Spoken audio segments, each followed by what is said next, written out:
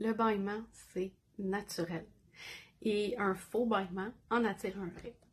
Tous les animaux bâillent, même les oiseaux et les reptiles.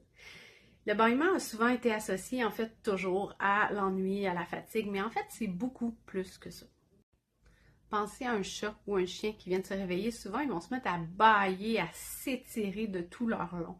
Donc c'est pas juste parce qu'ils sont fatigués puisqu'ils viennent de se réveiller. En fait, c'est lié à l'équilibre du système nerveux, à la libération des toxines, à l'énergie du corps, entre autres.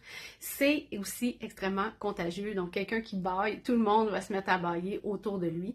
Et c'est prouvé que les sociopathes ne bâilleront pas. Moins on a d'empathie, moins on va être contaminé par le bâillement. Pour bénéficier de ces bienfaits, soyez actifs, bougez votre corps, faites du bruit, étirez-vous, vraiment utilisez votre être au complet. C'est une opportunité de libération, de relaxation et de restauration. C'est extrêmement puissant au niveau physique, mais aussi énergétique. Votre exercice aujourd'hui, sans essayer de couvrir ou de fermer votre bouche, prenez le temps de bâiller. Donc, on va lever les yeux, on va laisser tomber la mâchoire et on va laisser le mouvement se faire et suivez votre envie de vous étirer. Vraiment aller au bout de votre mouvement. Le fait de bouger vient activer les glandes lymphatiques du cou, de la gorge et des aisselles qui font partie de votre système immunitaire. Pensez aux chats ou aux chiens qui viennent vraiment bâiller en s'étirant de tout leur long. Le corps entier participe au bâillement.